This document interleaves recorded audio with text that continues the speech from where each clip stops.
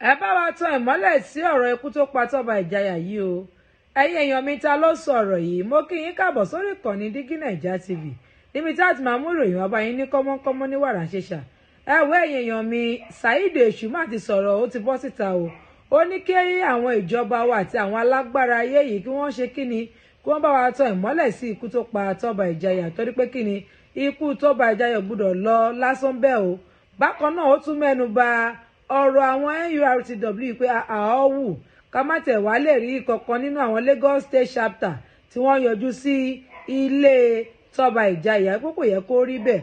Ó tún sọ̀rọ̀ nípa Kúnlé Polio pé a dúpẹ́ lọ́wọ́ Kúnlé Polio tó tiẹ̀ yọjú síbẹ̀ torí pé kíni ó mọ̀ wípé iṣẹ́ ọwọ́ òun ó mọ̀ ó dẹ̀ mọ ohun tí ó ń ṣe. Ẹ wo ẹ̀yin èèyàn mi, ọpọlọ kágbọ̀n, ẹ jẹ́ ká gbọ́rọ̀ láti ẹnu Saheed Òṣù fúnra rẹ̀ níbi tó ti ń sọ àwọn ọ̀rọ̀ yìí tó dẹ̀ ti ń bẹ àwọn ìjọba wa wípé kí wọ́n bá wa wá ojútùú àti wípé kí wọ́n tan ìmọ́lẹ̀ fínífíní sí ikú tó pa Toba Ijaya yìí o, àti arákùnrin tí wọ́n mú náà wípé kí wọ́n bá wa tọ́ṣọ̀ rẹ̀ dáradára o. Ẹ wo ẹ̀yin èèyàn, méjì ń gbé fọ́nrán náà sókè kẹ́ ẹ gbọ́rọ̀ láti ẹnu Saheed Òṣù níbi tó ti ń sọ àwọn ọ̀rọ̀ wọ̀nyí. Tẹni rere bá ń bẹ láyé èèyàn kí n tètè mọ iye o, ó dìgbà tẹni náà bá fi ayé lẹ̀ ká tó mọ nǹkan tó sọnù lára wa. Gbogbo ẹ̀yin ọmọ Fádèyí ẹ kú rọ̀jú o, ayé òní kì í ẹ kú rọ̀jú ìbànújẹ́ mọ́ láéláé. Àwọn àgbàlagbà ló bọ̀ wọ́n nítorí ọlọ́gbọ́n lèèyàn ṣe gẹ̀rùn wèrè dáadáa. Wọ́n ní ìṣẹ́lẹ̀rú sẹ́yọ ayé ń ṣe àpérò. Ta ni ò mọ̀ pé tó lókun bá dé kò sẹ́ni tí ò ní gbé lọ. Olókun aburú ò ní gbé gbogbo ẹ̀yin ọmọ Fádèyí lọ mọ́ láéláé. Sórí wọ fọganáísà tí wọ́n fún ní 5 million tó wá fún wọn ní information Toba Ijaya, ó paná gbogbo ògo Fádèyí ni, torí pé nǹkan tó wà obvious nìyẹn. Ókè, ẹ jẹ́ ká ti ibi pẹlẹbẹ mọ́lẹ̀ jẹ, ká ti ibi ìṣáná ká kíyèsí oògùn. Ẹ lọ wo Lagos State báyìí, ẹ lọ wo Lagos State ní Èkó tá a wà yìí. Tá bá ń sọ̀rọ̀ area boys tí fèsì ẹ̀ clear, tíṣù ẹ̀ shine. Mo ti sọ nínú previous video mi sẹ́yìn, tí fèsì ẹ̀ clear, tíṣù ẹ̀ shine fún state chairman, next state chairman tó kàn ní Lagos State yìí Toba Ijaya ni. Mo ti sọ nínú àwọn previous video mi pé Toba Ijaya ló kàn. Ẹ lọ wo gbogbo àwọn area boys Èkó, kò sẹ́ni tíṣù ẹ̀ clear, kò sẹ́ni tíṣù ẹ̀ shine tí fèsì ẹ̀ clear tó Toba Ijaya. Àná tún wọ́n wà obvious wípé Toba Ijaya ọmọ Hamzat upcoming governor, ọmọ Hamzat ní Toba Ijaya jẹ́ wàláì. And mo wá rò nǹkan kan náà pé tí state chairman kan bá lóun fẹ́ máa lo 8 years lásìkò tá a wà yìí, ṣé àwọn tó kù ṣé kéyín tán lẹ́nu wọn kan tó débi oríire wọn ni, tí gbogbo ayé ti mọ̀ pé Toba Ijaya ló kàn wàláì. And tá a bá wá wo gbogbo ẹ̀yin alágbára ayé, gbogbo ẹ̀yin tẹ́ lágbára tẹ́ ń pàṣẹ ń sìn, ẹ má jẹ́ káyé pa yín o, torí ẹni tó bá kú òní ti ẹ gbé o. Ẹ gbìyànjú káyé má pa yín. Ẹ sáré pé ẹ sáré ayé àmọ́ ẹ má ṣàkọjá kádàrá. Sáré ògùn má bà tèmi jẹ́ torí mi ò bà tiẹ̀ jẹ́. Ẹ wo Toba tó ń ṣe fónílé, tó ń ṣe fàlejò, tó ń ṣe fálára, tó ń ṣe fàjèrò.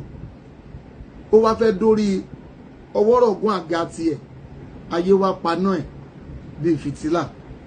Ayé ò ní paná wa bíi fìtílà o, ikú òjijì ò ní tọ́ sí wa. Àmọ́ gbogbo ẹ̀yin tẹ́ bá wà ń di ikú Toba Ijaya, ìgbín ò kí ń rìn kó kore, ìgbín ò kí ń rìn kó kó aláàánú lójú ọ̀nà. Gbogbo ẹ̀yin tẹ́ mọ̀ ń pa kú Toba Ijaya, ìkòkò ajégúnjẹrán. Kóṣù yìí tó parí, níwọ̀nba kóṣù yìí kó parí, ẹ máa ṣẹ̀sìn ayé o. Torí tẹ́ bá wo gbogbo báwọn èèyàn ṣe ń bú Alhaji Musilu Ayinde ọmọ Akíntọ́yà tó, ẹ lè rí àwọn ọmọ Fádèyí, ẹ lè rí àwọn ọmọ Toba kan sọ̀rọ̀ sálàjì Musilu Ayinde ọmọ Akíntọ́yà. Torí Alhaji Musilu Ayinde ọmọ Akíntọ́yà wà nínú àwọn tí wọ́n dá Toba padà sí National Union, tó jẹ́ pé nínú àwọn tá àgbọ̀rọ̀ dárúkọ ń sìn, wọ́n sọ pé Alhaji Musilu Ayinde ọmọ Akíntọ́yà gbọ́dọ̀ gba Toba padà. Mo fi Ọlọ́run bá búra, àjọṣepọ̀ kọ́lọ́run bá wa fi ọ̀run kẹ́ Toba Ijaya Ajíbóyè, àjọṣepọ̀ tó dán mọ́rán wà láàrin òun àtàlájì Musiliu Àyìndé ọmọ Akínsọ́yà. Mo fi Bẹ́tìrì àti àtijọ́ ti máa pàdé Ọlọ́run búra. Wọ́n tàlájì Musiliu Àyìndé ọmọ Akínsọ́yà kì í sọ pé àwọn ní interest nínú ikú yẹn, pé gbogbo ibi tó bá ti wọ́wọ́ àwọn fẹ́ mọ̀. Wọ́n ní ẹni tí ò bá rìn bèbè tí odò á lè béèrè pé irú ẹja wo ló pa. Toba ní o ìkòkò ajégunjẹran. Nígbà tí Toba wà láyé, gbogbo wa la rí bí gbogbo wọn ṣe ń round bó ṣe máa ń ṣe ní Lagos State.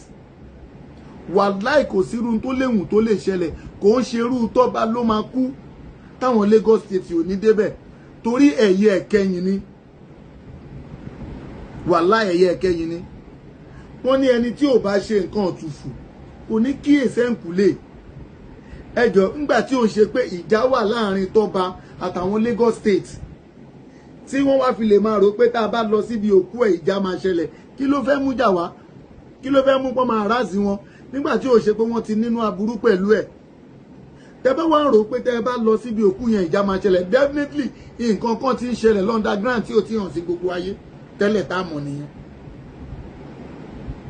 Because wọ́n ní nígbà tí incident yẹn ṣẹlẹ̀, hospital kan ní Toba wà tẹ́lẹ̀, wọ́n gbé kúrò lọ́spítà yẹn, wọ́n gbé lọ sọ́spítà àbòmí.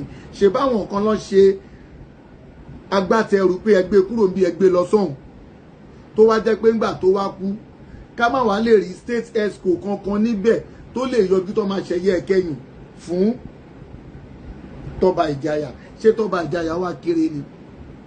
Oru last respect yẹn lásán tó bá rí gbogbo ẹ̀yìn state esco ńbẹ̀, inú àwọn èèyàn dùn. Gbogbo òlu igi ńlá ló lọ nígbòyí o, àràbá ńlá ló lọ níjù. Ká má wá rí state, ká má wá rí gbogbo àwọn state esco kankan ńbẹ̀. Definitely ẹ jẹ́ ká tanná sínú òkùnkùn, káwọ ẹni tó ń da òkùnkùn láàmú kí mọ́lẹ̀ tó fara hàn.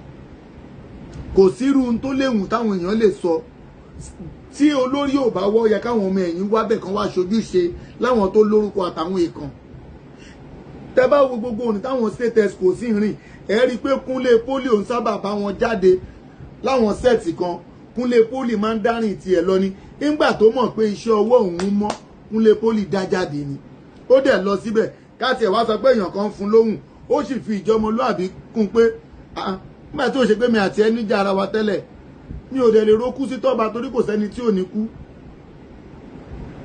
Ẹjọ́ ẹ̀yin ìjọba wa torí Ọlọ́run, àti sọ pé bí báyìí ni kú Toba gbà wá o, àmọ́ ẹjọ́ nítorí Ọlọ́run gbogbo ẹ̀yin alágbára ayé, ẹ bá wa tan ìmọ́lẹ̀ sínú òkùnkùn ibi tí ikú Toba tó bá gbà wá. And for organizer tó sọ pé wọ́n ti mú yẹn, ṣé àti ìrí kan tọ́jú ẹ̀ débi pé ìgbà tó àwọn tí wọ́n gbéṣẹ́ fún pé báwa máa tẹ̀lé lágbájá báwa sọ movement yẹ, ṣé wọn ò tí ì rí àwọn ẹni yẹn mú ni? Tó bá mú àwọn ẹni yẹn ká wá mọ àwọn tó rán wọn iṣẹ́. Ẹ wo ìtàdógún là máa jẹ ìsan ni wọ́n mọ̀lẹ́. Oṣù mẹ́ta lèèyàn mọrú ẹni téèyàn bá rìn. Ọ̀rẹ́ dàmí ò tó pọ́n, ò tó rẹ́ni abínibí gangan ń dání. Part 1 lélẹ̀. Mo fà àwọn ọlọ́gbọ́n àwọn olóye ni mò ń bá sọ̀rọ̀ o, torí pé part 2 máa tó jáde. A tí ì sọ pé bí báyìí ló gbà wá, àmọ́ ẹ jẹ́ kájọ máa wò bí òye àtọgbọ́n bó ṣe ń bára wọn rìn. Mo ṣe sọ pé torí ọlọ́gbọ́n la ṣe ń jẹrun wèrè dáadáa. Ọlọ́run ọlọ́dẹ ní kó bá wa foríjì Toba Ijaya. Ó ní agbára gidigidi o, ọ̀rọ̀ yìí ṣe kí ni, ó tojú sú ni. Ọ̀rọ̀ yìí ní agbára, kó tilẹ̀ yé ni ẹ̀yin èèyàn mi, kí lẹ rí sọ sí ọ̀rọ̀ yìí, kí lẹ rò ń gbà yín lórí ìṣẹ̀lẹ̀ yìí, torí pé kí ni oríṣiríṣi ọ̀rọ̀ là ń gbọ́ lọ́tún lósì, oríṣiríṣi ènìyàn ló ń bọ́ síta ló ń wí tiẹ̀, tí a tẹ̀ wá ní tani ká wá gba tiẹ̀ gbọ́ báyìí. Ẹ̀yin èèyàn mi, ẹ jẹ́ mọ èròǹgbà yín nínú comment section. A wá nírìn jù báyìí lọ lórí ìkànnì yìí, àmọ́ kẹ́ ẹ tó máa lọ, ẹ má gbàgbọ́ láti ṣe kíni, láti tẹ follow button, kẹ́ bá mi pín fọ́nrán yìí, kẹ́ bá mi ṣe kíni, kẹ́ bá mi like, torí bí fídíò yìí bá ṣe ń jáde ní kọ́mọ́kọ́mọ́ ní wàrà ṣẹṣẹ láwọn máa mú àṣetì gbọ́ yín. Ẹ ṣé o, ó dìgbà kan náà.